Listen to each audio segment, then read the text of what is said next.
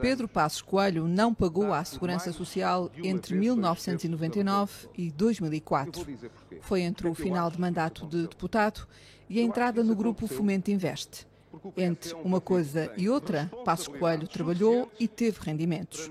Contra a entrega de recibos verdes, foi consultor da Tecnoforma, colaborou na empresa LDN, na associação URB e foi dirigente do Centro Português para a Cooperação, a mesma ONG que já deixou o primeiro-ministro no centro de uma polémica que ficou conhecida como o caso Tecnoforma.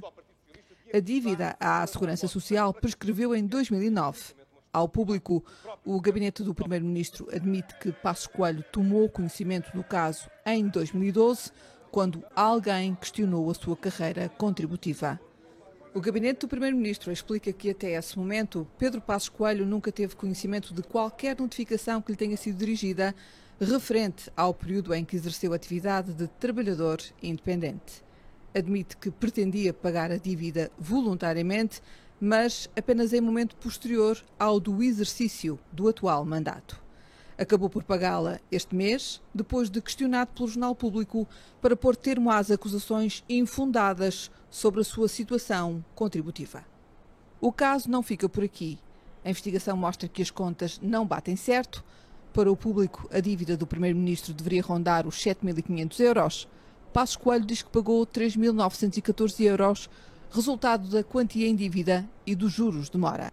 O gabinete do primeiro-ministro mostra-se ainda perplexo pela circunstância de terceiros estarem na posse de dados pessoais, sigilosos e nunca transmitidos pelas vias oficiais.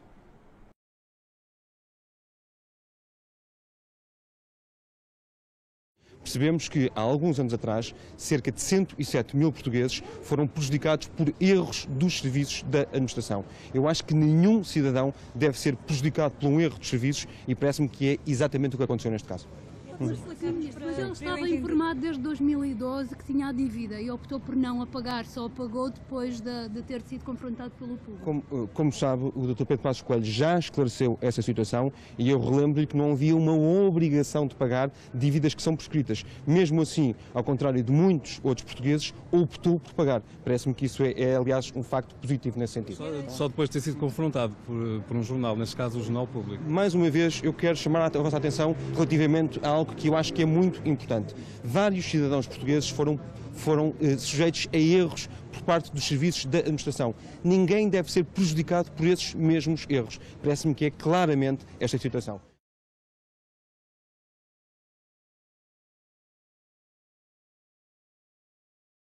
A Segurança Social realizou 374 mil penhoras que renderam 5 mil milhões de euros em 2014. É uma média de quase 500 milhões de euros penhorados por mês no ano passado.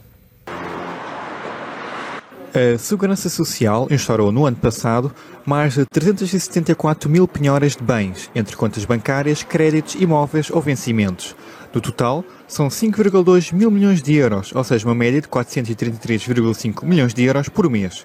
Em comparação com 2013, o valor das penhoras subiu mais de 600 milhões de euros.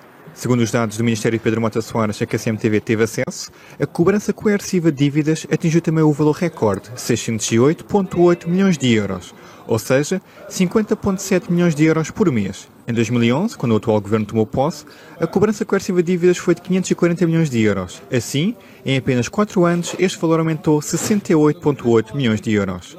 Segundo a mesma fonte, deram entrada na Segurança Social, entre janeiro e setembro de 2014, uma média de 700 pedidos de pagamento de dívidas a prestações. A Segurança Social aumentou fortemente no último ano as ações de fiscalização, tanto nas empresas como em equipamentos sociais, nomeadamente lares ou creches, e mesmo junto dos beneficiários.